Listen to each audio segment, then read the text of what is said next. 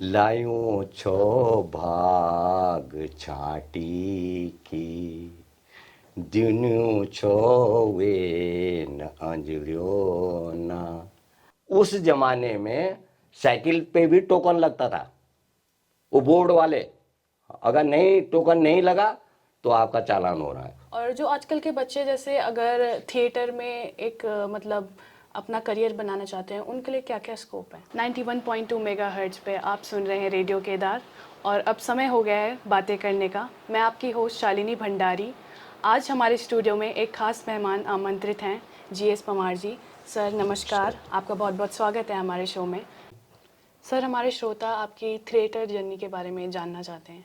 धन्यवाद आपका शालिनी। बेटा, जहाँ तक ये जीवन का जो उद्देश्य है और कैसे हम लोग इस फील्ड में आए हैं और कहाँ मेरा बचपन रहा है, तो मैं आपको बताता हूँ कि मैं दरअसल में मूलतः बडियारगढ़ क्षेत्र का टिहरी गढ़वाल का रहने वाला हूँ। और मेरी जो प्रारंभिक शिक्षा दीक्षा है वो गांव में ही हुई है। Basic school Digoli, Badiyargarh. और पाँचवीं करने के बाद उस ज़माने में बोर्ड का के पेपर एग्ज़ाम हुआ करते थे। फिर मैं 6 क्लास में जूनियर हाई स्कूल दद्दी गंडियाल में चला गया और 7 से मैं 1971 में देहरादून आ गया था। फिर इंटर तक की मेरी जो प्रारंभ शिक्षा दीक्षा है वो यहीं हुई। तो बचपन में एक शौक़ था मुझे रामलीलाओं का, क्योंकि उस ज़माने में रामलीला का पहाड़ों में ही इतना क्रेज़ था कि हम भी सोचते थे कि कभी हम स्टेज में जाएंगे। तो जो हमसे बड़े लोग भाई होते थे उनसे बोलते थे, किसी को बोलते थे कि भाई मुझे जो हनुमान जी की सेना में बानर बना लो, या कोई कहता था कि हमें रावण दल में राक्षस बना लो। तो बचपन का एक जो शौक़ था वो दिल पे चलता रहा, माइंड में यही चलता था कि यार कभी हम भी स्टेज पे आएंगे। तो ये मेरा जो प्रारंभिक जीवन था। उसके बाद 1979 में मैं फॉरेस्ट कॉरपोरेशन में आ गया था। और तब भी दिमाग में यही चलता था कि जब देहरादून आता था, क्योंकि फॉरेस्ट की नौकरी होने के कारण ज़्यादातर तो जंगलों में ही बिताना पड़ता था। लेकिन जब मैं देहरादून आता था तो उस ज़माने में यहाँ पर 2 केंद्र होते थे। एक तो कला केंद्र था, जो थिएटर का एक जहाँ लोग सभी जितने भी ग्रुप थे देहरादून के, वो बैठ के रियाज़ करते थे, रिहर्सल करते थे 1-1 महीने 2-2 महीने तक। और एक नारी शिल्प केंद्र था, और एक था टाउन हॉल के नाम से जाना जाता। वहाँ अमूमन थिएटर हुआ करते थे। तो मैं भी कभी जब आता था तो हालांकि पार्टिसिपेट तो नहीं करता था, लेकिन नाटक देखने ज़रूर जाता था। क्योंकि नाटक एक ऐसी विधा है कि जो इंसान को, चाहे वो किसी भी एज ग्रुप का हो, चाहे वो बच्चा है, चाहे वो यंग एज में है या बूढ़ा है, वो तरोताज़ा रखता है नाटक। क्योंकि उस समय केवल आप ये तमाम जो सांसारिक जीवन है उससे बाहर आ जाते हैं, और सांसारिक जीवन से बाहर आकर आप केवल अपने जीवन को जी रहे हैं उस नाटक के माध्यम से। तो ये मेरी नाटक की शुरुआत थी। और फिर मैंने जब ये 91 में कबीरा खड़ा बाजार में तो युगांतर क्लब हुआ करता था, तो उसके माध्यम से मैं जुड़ा। और वहाँ से धीरे धीरे धीरे धीरे धीरे फिर उत्तराखंड आंदोलन के दौरान डॉक्टर सुनील कैंथोला द्वारा एक नाटक लिखा गया, नई सड़क, फिर उससे जुड़ा। फिर ऐसे ही धीरे धीरे करके नाटकों में जुड़ता चला गया। और बाद में तो 2019 के बाद जब रिटायर हो गया तो अब तो मेरे पास पूरा समय है, तो नाटकों में लगा रहता हूँ। अच्छा सर, तो हम मैंने सुना आप टिहरी गढ़वाल से हैं, तो अपने गांव की लाइफ के बारे में कुछ बताइए। टिहरी गढ़वाल में जैसे टिहरी डैम भी बना और पुरानी टिहरी के बारे में मैंने सुना था। हाँ, बेटा पहाड़ का जो जीवन है ना, वो मैं बता रहा हूँ ना कि बचपन में देखो मैं सोया रहता था, तो उस जमाने में क्या करता है, मेरी माँ वो उठ, खड़ा उठ, अभी तूने एक बंठा पानी का लेके आना है, और कम से कम आधा किलोमीटर जाना पड़ता था। तो पहाड़ की लाइफ ऐसा नहीं है, टफ लाइफ थी, लेकिन बचपना था। और फिर ये था कि पहले पानी लेके आना है इतनी दूर से, उसके बाद फिर तैयार होना है, फिर स्कूल जाना है। गुरुजी का ये रहता था कि भाई अगर टाइम से नहीं पहुँचे तो गुरुजी डांटेंगे तो नहीं। एक शिष्टाचार और एक गुरुजी का डर जो था वो उत्तेजित करता था पढ़ाई के लिए भी। आज थोड़ा अलग है जीवन। तो मैं जब सुबह उठते ही तो सबसे पहला काम क्या होता था कि पानी लेने जाना है। और ऐसी सुविधाएं नहीं थी, शौचालय की सुविधाएं नहीं थी उस ज़माने में, तो वहीं दूर कहीं जंगल में शौचालय वगैरह जाना, फ्रेश होना, उसके बाद घर पे आना, तो रूखी सूखी जो जो भी मिलते था। आज का ज़माना नहीं है बेटा कि बटर टोस्ट और बच्चे के लिए ये पैक करो वो पैक करो, वो नहीं, ये सब कुछ नहीं था। उस टाइम पे क्या था कि जो भी शाम की रोटी मिलती थी, बासी रोटी खा ली अपना और चले स्कूल। और पहाड़ का जीवन तो ऐसा लगता था, ये अब तो यहाँ बंदिश सी लगती है। उस जमाने में भी बच्चे पढ़ते थे। मैंने बताया ना आपको कि हमारा 5वीं क्लास का जो था वो बोर्ड का एग्ज़ाम हुआ था। आज तो हाई स्कूल का बोर्ड देख के बच्चे डरने लग जाते हैं। तो फिर मैं वहीं से, और जहाँ तक पुरानी टिहरी का है सवाल है, तो पुरानी टिहरी में जहाँ डैम बना है, तो मैं 79 में वन निगम में, फॉरेस्ट कॉरपोरेशन में आ गया था। तब ये उत्तर प्रदेश में था, क्योंकि उत्तराखंड नहीं बना था, उत्तर प्रदेश में था। तो मेरा अपॉइंटमेंट सितंबर 79 में जब फॉरेस्ट कॉरपोरेशन में हुआ, तो फिर तो दिमाग में वही नौकरी का ही वो रहता था कि आज इस जगह पोस्टिंग है, कल दूसरी जगह पोस्टिंग है। और उसी पीरियड में मेरा रवाई क्षेत्र में ट्रांसफ़र हो गया। ये है 1984 की बात है। तो मेरा ट्रांसफ़र रवाई हो गया। कैसा होगा, मेरी माँ भी घबरा गई कि बेटा तू रवाई, तू नौकरी छोड़ दे। अरे माँ, ऐसा कुछ नहीं होता है, नौकरी करनी है कहीं भी। फिर तो मैं 8-10 साल रवाई में रहा। और मज़ेदार बात देखो कि उस टाइम पे ट्रांसपोर्टेशन की भी इतनी सुविधाएं नहीं थी। एक रात जब मैं पुरोला से चलता था तो नाइट स्टे करता था टिहरी में, और फिर दूसरे दिन सुबह पहली गाड़ी पकड़नी 7 बजे वाली, और तब जाके श्रीनगर जाना। फिर श्रीनगर से 1 बजे करीब जो है हमारे बडियारगढ़ के लिए अलग से गाड़ी जाती थी। तो ट्रांसपोर्टेशन का इतना नहीं था। लेकिन टिहरी से जो मेरी यादें जुड़ी हुई थी कि वो वहाँ पे एक कठैत होटल था, जब रात आता था तो कठैत जी हमारे बडियारगढ़ के ही क्षेत्र के थे, तो उनके यहाँ रुकता था मैं। और सुबह फिर 7 बजे उठना कि हाँ पहली बस पकड़नी है श्रीनगर के लिए। तो वो टिहरी की राजा का पुराना दरबार देखा, जो घंटाघर था वो देखा, नीचे पूरी मार्केट थी, वहाँ पे एक पिक्चर हॉल था, और वो क्या सेवा वो होती थी जिसको मिठाई सिंगोरी, शायद आपको तो अभी नरेंद्र नगर में मिल जाएंगी वो सिंगोरियाँ, लेकिन उस ज़माने की वही मिठाई थी। तो मैं अपनी माँ जी के लिए, अब जो इतना पैसा नहीं होता था, तो आधा किलो ज़रूर ले जाता था सिंगोरी। तो माँ बोलती थी ये क्या है, तो माँ उसको पदमेड़ा मिठाई बोलती थी, मतलब वो मालू के पत्ते में लिपटी होती थी। तो वो सिंगोरी, वो यादें।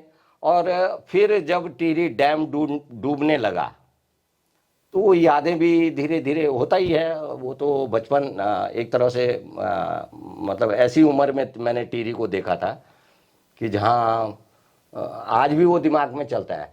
फिर टिहरी पे ही एक अनुज जोशी जी ने याद आली टीरी करके फिल्म बनाए, उसमें भी मैंने एक करेक्टर किया। तो टीरी के लोगों को क्या क्या समस्याएं आई और कैसे कैसे वो विस्थापित हुए। और होता है कि जहाँ सालों से मतलब जो यादें जुड़ी होती हैं, उस धरती को छोड़ते हुए थोड़ा आदमी इमोशनल तो हो ही जाता है। वो पितरों की देवभूमि और वो बचपन का स्कूल का आना जाना, जैसे नरेंद्र सिंह नेगी जी का है कि आबारी दा लंबी छुट्टी लेकी ऐगी भगत आखिर तेरी डूबना लग्यूं च बेटा डाम का खातिर। तो उन्होंने बहुत मतलब हृदय को छूने वाली जो ये वो लिखी। मतलब देखिए मतलब भेंटी जाऊं गोला गुइण्यो जो माँ खेली की सयाणो हुए तू, है ना। मतलब वो आज भी वो टीरी का जो परिदृश्य है वो आंखों के सामने से गुजरता है। जब मैं अब जाता हूँ वहाँ झील को देखता हूँ तो मैं देखता हूँ वहाँ कंडल गांव था, वहाँ बड़ियार गांव था, यहाँ सिराई था, यहाँ उप्पू सिराई थी, यहाँ दुबट्टा था। लेकिन वो जलमग्न होने के बाद तो अब वो झील तो ऐसे लगते ही जैसे भव सागर हो। तो ये मेरी टीरी की पुरानी टीरी की यादगारें हैं कुछ। बहुत ही इमोशनल यादें हैं। हाँ हाँ जी। तो जब आप पहली बार शहर आए गांव से, तो आपने मतलब उस जमाने में कैसे कैसे चेंजेस देखे जो मतलब गांव से शहर आके आपको बहुत वैसे लगे कि ये क्या चेंजेस हैं? 7th क्लास में देहरादून में आया। मैंने बताया मैं 1971 में देहरादून में आया। और उस ज़माने में क्योंकि मेरे पिताजी देहरादून में सर्विस करते थे, तब ये सिटी बोर्ड होता था जो आज नगर निगम बन गया। तो मैं साधुराम इंटर कॉलेज में पढ़ा। कुछ नहीं था इधर तो देहरादून में, आरागर से नीचे आना इधर तो सारे गन्ने के खेत वगैरह यही सब कुछ होता था। ये पुल वगैरह कुछ नहीं था। इतना क्राउड नहीं था, कुछ नहीं था।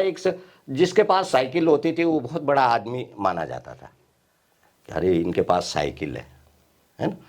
हम भी कल्पना करते थे कि अरे कभी साइकिल तो कभी कभी चोरी छिपे अपने पिताजी की साइकिल उठा लेते थे। जब पिताजी इधर उधर रहते थे तो अपने पिताजी की साइकिल उठाते थे। तो कैसे करके करंची, एक पैर उधर से फंसाना, क्योंकि डंडे के ऊपर तो बैठ नहीं सकते थे, ऊपर गद्दी में नहीं बैठ सकते थे। तो ऐसे करंची करके फिर साइकिल को चलाना, कभी गिरना कभी पड़ना, है ना।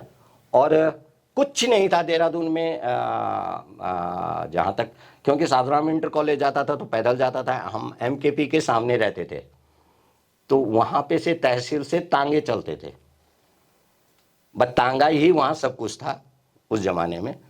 और स्कूटर और गाड़ी होना तो अपने आप में एक बहुत बड़े आदमी की पहचान थी। ज़्यादातर साइकिलें ही थी। और मज़ेदार बात देखो, उस ज़माने में साइकिल पे भी टोकन लगता था। वो बोर्ड वाले, अगर नहीं टोकन नहीं लगा तो आपका चालान हो रहा है। जैसे आज आपके पास ड्राइविंग लाइसेंस नहीं है या हेलमेट आपने नहीं पहना है तो आपका चालान होगा। उस ज़माने में क्या चेकिंग होती थी कि साइकिल पे टोकन लगा हुआ है कि नहीं है। तो ये फिर धीरे धीरे मतलब वहीं से फिर मैंने इंटर किया साधुराम इंटर कॉलेज से।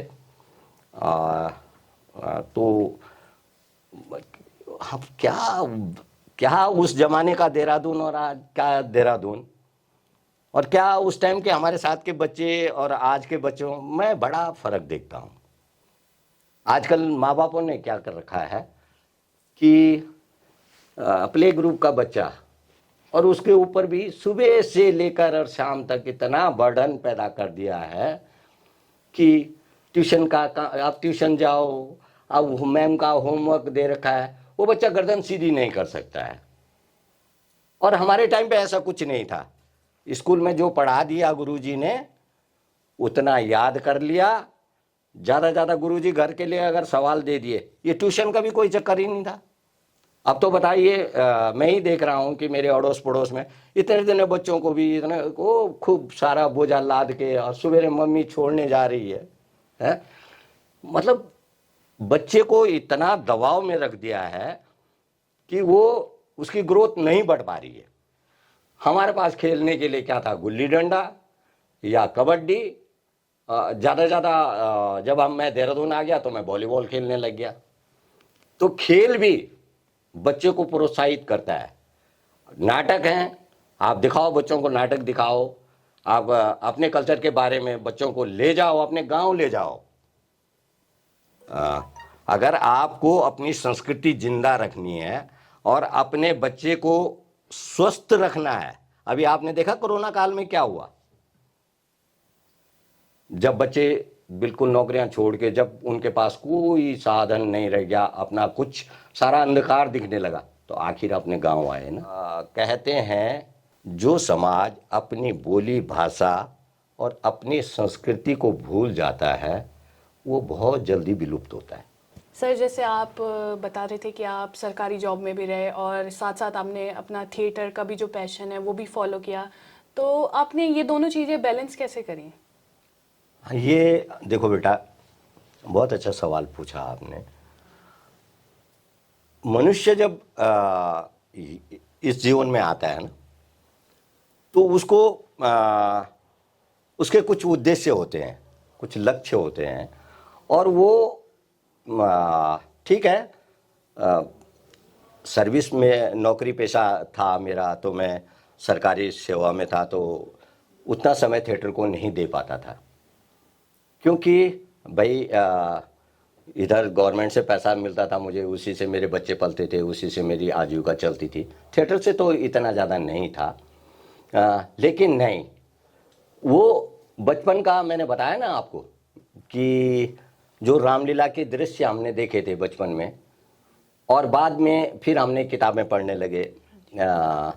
पार्ट टाइम पे मैं किताबें अच्छे अच्छे जो राइटर हुए हैं हमारे, उनकी किताबें पढ़ने लगा। फिर जब कभी देहरादून में कोई नाटक होता था, मैं नाटक कभी नहीं छोड़ता था, क्योंकि नाटक करना उतना महत्वपूर्ण नहीं है जितना आपने देख के उससे क्या आपको शिक्षा मिली है। सही बात है।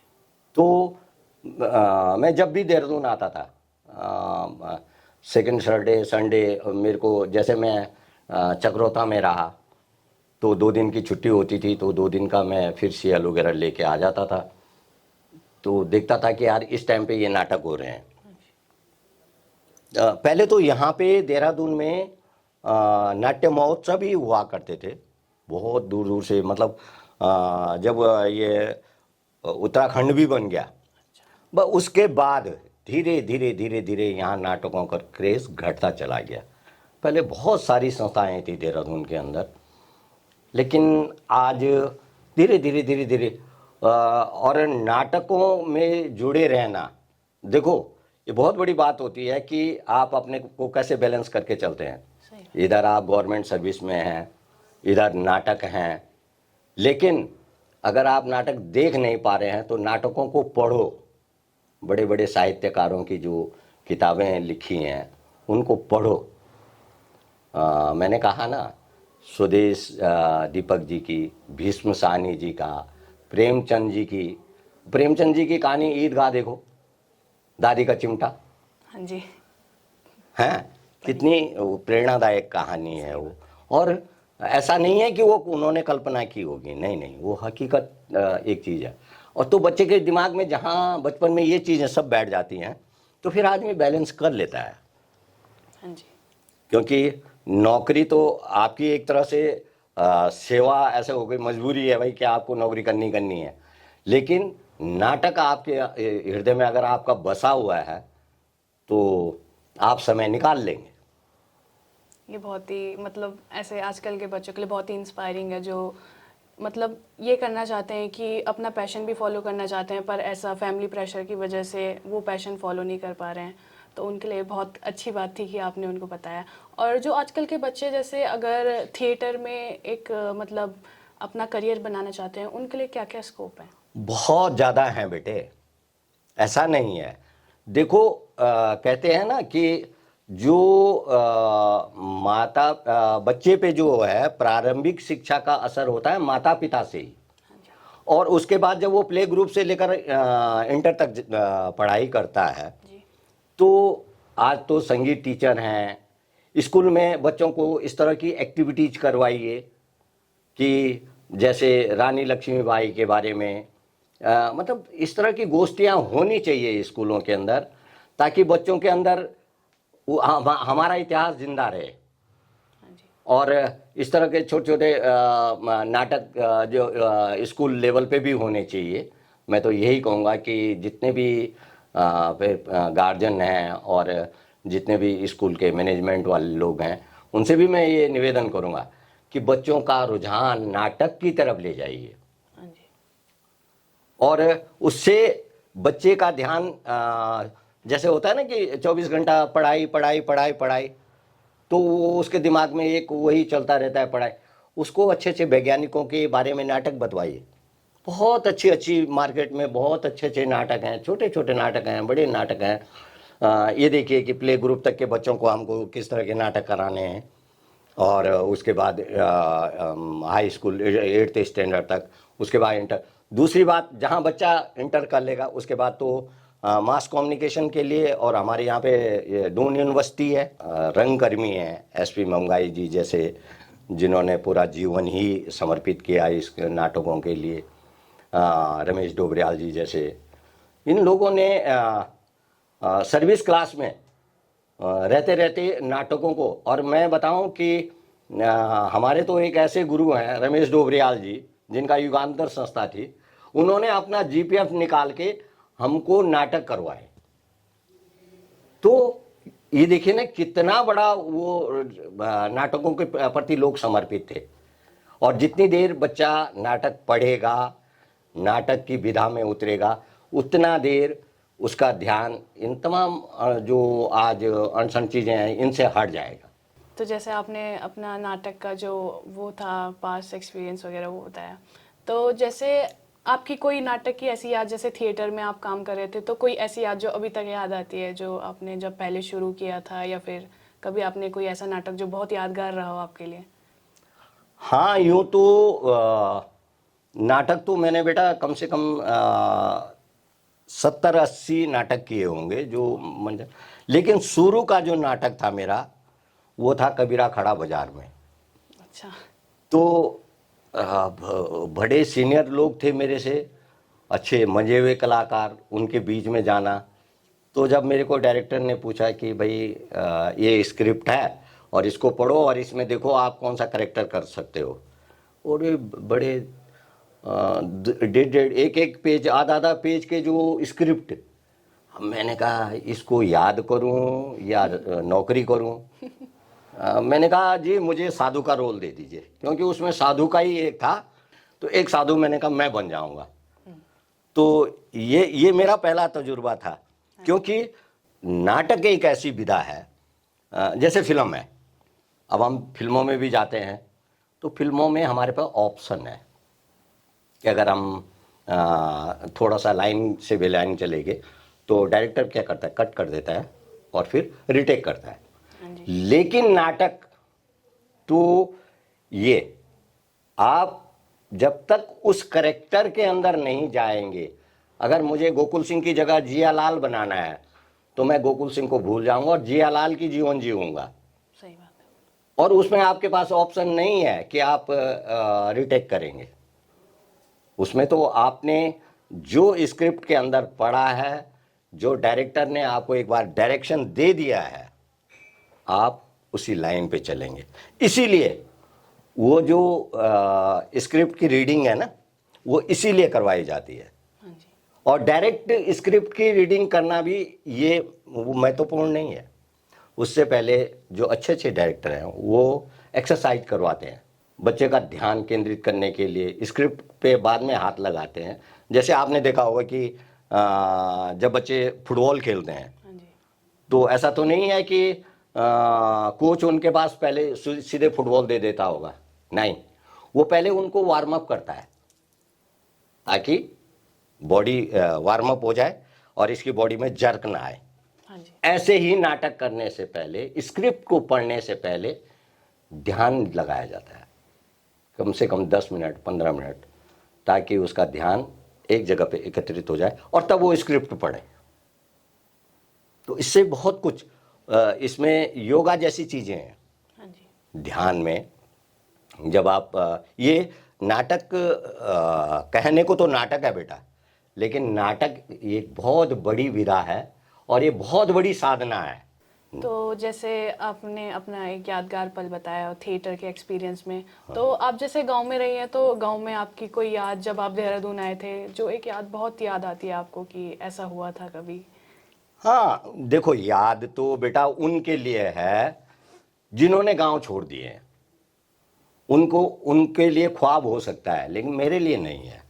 मेरा तो अभी भी गांव से आना जाना प्रॉपर में। मैं तो अभी, आप यकीन करेंगे, मेरी माँ जी 93 ईयर की हैं और अभी गांव में ही रहती हैं। अपना खुद बनाती हैं, खुद खाती हैं, और मेरा गांव से आना जाना बराबर जुड़ा हुआ है।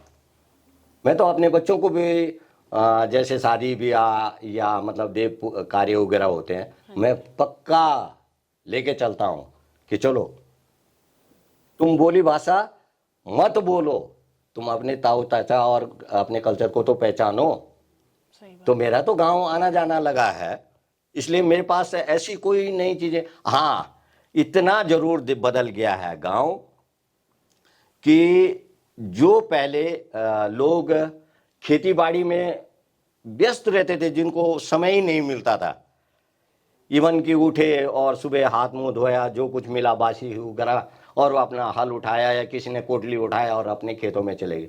आज वो बिल्कुल खत्म हो चुका है। सही बात है। क्योंकि पहाड़ पे कोई भी खेती की तरफ ध्यान नहीं दे रहा है और खेत बंजर हो गए हैं। और ऐसा नहीं है, मैं आज भी कह रहा हूं कि मेरे पिताजी 4 भाई और 2 बहनें थी, मतलब जो मेरे दादाजी के, तो उसी खेती पे पले हम। उसके बाद वो बढ़ते चले गए तो 4 भाइयों के 4 हिस्से हो गए। लेकिन उस खेती में आज एक भाई का हिस्से में जो है, एक आदमी का खाना भी हम तैयार नहीं कर पा रहे हैं। हमने मेहनत करनी छोड़ दी है। सही बात है। अभी मेरे को पहाड़ में तो इतनी संभावनाएं हैं। मैंने गांव में कागजी नींबू के पेड़ लगा रखे हैं और मैंने 15 पेड़ लगाए फिलहाल, थोड़ा प्रैक्टिकल के लिए कि मैंने कहा देखता हूं। और आप यकीन करेंगे, वो फल देने लग गए हैं। आज 3 साल हो गए उनको और फल देने लग गए हैं। क्या बात है। और मेरा लगाव जुड़ा हुआ है। अब मैं उन पेड़ों के बहाने से माँ के पास चला जाता हूँ। हाँ जी। अब दोनों चीजें हैं ना। सही। इधर मेरा लगाव माँ से तो था ही, लेकिन माँ सोचता था यार चल अगले महीने चला जाऊंगा। हाँ जी। लेकिन अब वो पेड़ों से इतना ज़्यादा जुड़ा हो गया, अब यार सूखे तो नहीं होंगे, वो उनमें पानी डालना था क्योंकि थोड़ा दूरी पे हैं। तो अब 93 साल की माँ जी थोड़ी पानी डालेगी उनमें। सही बात है। तो वो, और उसका ये हुआ। अभी इधर कीर्तिनगर ब्लॉक से धार धुनसिर कड़कोट पट्टी शायद जहाँ तक है, वहाँ एक आदमी ने कीवी लगा रखी है और वो लाखों रुपए की कीवी बेच रहे हैं। ऐसे ही अभी आपने देखा होगा 250-300 रुपए किलो बीच में नींबू हुआ है। हाँ जी। है ना। लेकिन हमारे पहाड़ में उसकी बेकदरी है। सही बात है ना। पिछली बार जो हमारा पुराना पेड़ था, हमारा तो नहीं है वो, लेकिन हमारे गांव वालों ने लगा रखा था, तो उसके वो जो कागजी नींबू थे वो झड़ने शुरू हो गए। जो वो जमीन में झड़ते गए तो वो सड़ते गए। मेरी माँ जी ने क्या किया, गड्ढा खोदा और उसके अंदर आग जलाई उस गड्ढे के अंदर, और फिर कुछ पत्तियां रखी और वो कागजी नींबू वहां दबा दिए। यकीन करो, मैं जून के महीने में गया तो कम से कम 2 किलो नींबू लाया मैं। आज हम कहते हैं फ्रीज, उस जमाने के लोगों के दिमाग देखो। मेरी माँ जी को देखो ना, मेरी माँ जी ने वो, मैं 2 किलो नींबू यहाँ लेके आया जब वो 250-300 रुपये किलो हो रहे थे। तो ऐसा नहीं है कि हमारे लोगों ने के पास टेक्निक नहीं थी किस तरह से, मतलब और फसलें देखो क्या होती थी हमारे यहाँ। दालें हमारे यहाँ आज देखिए, पहले मेरे को याद है मेरी दादी जी क्या करती थी कि भात बनाती थी, थोड़ा सा भात, और झोंगरा खूब बना देती थी। हाँ जी। तो मेरी माँ जी जब जंगल से आती थी तो मेरी माँ जी के लिए वो झंगोरा रहती थी, और मेरी दादी खुद भात खाती थी और मेरे लिए भी भात रखती थी। तो भात का महत्व तो बहुत ज्यादा था, लेकिन झंगोरा को ऐसे समझते थे लोग। और आज वही झंगोरा गांव से मंगा रहे हैं सही बात है। कि शुगर हो गया, डॉक्टर ने कहा झंगोरा खाओ। देखो, समय बदलते देर नहीं लगता है। वही मंडुआ का, वो मंडुए को जो है, मंडुए की रोटी खाना भी बड़ा वो समझते थे कि हाँ मंडुए की रोटी, और आज उसमें वही मंडुआ 80 रुपये 90 रुपये किलो जो है वो गांव में ही बिक रहा है। हाँ जी। उत्पादन खत्म कर दिया लोगों ने, लेकिन अभी भी हमारे पास ऑप्शन है।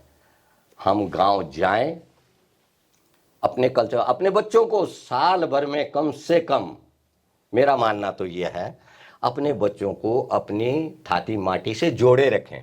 सही बात है। जिस दिन आपने, देखिए वो दिन दूर नहीं है। अब अभी आप देखिए कि हम ये देहरादून में हैं, कितनी लंबी लंबी चौड़ी सड़कें बना दी हैं। एक जहां एक गली होती थी वहां 20-20 फीट की रोड बन गई है। सही बात है। लेकिन ट्रैफिक का लोड देखिए, सुबह नहाइए और दिन में जरा सा बाजार घूम के आइए, फिर रुमाल पे देखिए तो फिर पूरा का पूरा पॉल्यूशन शरीर के अंदर बैठा है। पहाड़ में आप 3-3 दिन, एक हफ्ते तक मत नहाइए, लेकिन आदमी तरोताजा है। सही बात है। शुद्ध पानी है आज भी, अभी तक। क्योंकि एक दिन तो वहाँ भी ये जब धीरे धीरे ये पानी का जिस तरह विदोहन हो रहा है, जिस तरह का मतलब पानी को हम महत्व नहीं समझ रहे हैं, एक दिन वो भी आएगा कि जब हम पानी के लिए युद्ध करेंगे। सही बात है। ये बहुत आगे की सोच है बेटा, कि हम लोग जो है, मैंने कई बार देखा है कि मेरे ही मोहल्ले में एक चौराहे पे एक वो लगा हुआ है, नल लगा हुआ है। हाँ जी। उस नल को हम क्या करते हैं, पानी भर के ले गया और नल खुला छोड़ दिया, वो चल रहा है तत। हम कई लोग आ रहे हैं जा रहे हैं, लेकिन उनको इतना नहीं है कि कम से कम हम इसको बंद कर दें। तो उस पानी का जो हम क्षय कर रहे हैं वो भी हमारे लिए बहुत बड़ा घातक है। कई लोगों की आदतें हैं, हमारे मोहल्ले गली, हम सरकार को दोष देते हैं, तो सरकार उतनी दोषी नहीं है जितना हम स्वयं में भी दोषी हैं। सही बात है। वो घर के आगे एक पॉइंट लगा रखा है, बल्ब वो नगर निगम ने लगा रखा है, अरे सुबह उठो और बंद कर दो उसको। ठीक है, ये मनुष्य का दायित्व होता है। क्योंकि हम क्या सोचते हैं कि मेरा क्या जा रहा है, अरे मेरा नहीं जा रहा, मेरे राष्ट्र का तो कुछ ना कुछ जा रहा है ना। सही बात है। तो ये जब तक हम नहीं समझेंगे तब तक ज्ञान देने से कुछ नहीं। मनुष्य जब तक अपने आप में स्वयं किसी चीज के लिए नहीं करेगा, मैं खुद कह रहा हूं ना कि मैं गांव जा रहा हूं, मैं तभी गांव लोगों को बोलता हूं कि भाई जिस दिन तुम्हारी बोली भाषा, जिस दिन तुम्हारी संस्कृति मिट जाएगी, उस दिन तुम्हारी पहचान खत्म हो जाएगी। इसीलिए मैं कह रहा हूं, मैंने तो प्रैक्टिकल जीवन जी रहा हूं ना, कि मैं गांव जाता हूं, और अब तो मैं सीनियर सिटीजन के नाते मुझे तो गवर्नमेंट ने भी फ्री कर रखा है, जाओ फ्री बस में जहां मर्जी जाओ। सही बात है। है ना, तो उसका तो फायदा उठाना चाहिए ना। अब क्या है, मेरी जो आज मैंने 15 पेड़ लगा रखे हैं, ठीक है, मेरी आने वाली जनरेशन, अरे कोई तो खाएगा। सही बात है। अगर आपको अच्छाई में नाम नहीं लेंगे तो बुराई में तो, अब वो पागल लगा गया था कि इन पेड़ों को लेकिन आप तब भी जिंदा है। सही बात है। कोई अगर अच्छाई में नहीं भी बोलेगा, पहले तो लोग बोलेंगे, जो खाएगा तो बोलेगा अरे यार वो चाचा लगा गया था या वो दादा लगा गया था। वो भी आपकी एक पहचान है आपके अपने गांव में, कि हाँ आप कुछ करके आए। अब यहाँ बैठ के मैं कहूँगा कि नहीं पलायन हो रहा है, अब मैं खुद ही पलायन करके बैठा हुआ हूँ। है ना, मैं बोल रहा हूँ कि हमारे बच्चे जो है गढ़वाली भाषा नहीं बोलना, अब मैं खुद ही, मेरा बच्चा खुद ही गढ़वाल नहीं बोलना। मैं जो बोलूँ कि मेरा बच्चा संस्कृति के बारे में कुछ नहीं जाना, अरे जब तक हम होते गाँव नहीं ली गया, ऊँते हम उन्हें अपने गाँव का रहन सहन, अपना चाचा बड़ा, हमारे गाँव में कन शादी ब्याह होना, कन देवी देवताओं की पूजा होना, जब तक हम बच्चों नहीं ली जोला तो वो उनके चे। सर आपका बहुत बहुत धन्यवाद अपना मूल्यवान समय हमें देने के लिए, और थैंक यू। धन्यवाद। और अब मैं नरेंद्र सिंह नेगी जी की 2 लाइनें आपको सुना देता हूँ। हाँ जी। बहुत ही हृदय को छूने वाली वो जो उन्होंने लिखा भी है और गाया भी है। लायूं छो भाग छाटी की, दिन्यूं छो वेन अंजलियो ना, सगो रापणो सला बिराणी, निखे जानी क्यवंत। एक जो सारांश है कि भगवानन हम ते बहुत कुछ छो दिन्यू, लेकिन सगो रोपणो और सलाह बिराणी, दूसरा सलाह का बाना हम पलायन करी देर ढूंढता है जाए गया। अगर हम उन गढ़वाल मानी खे जानी क्या बोन तब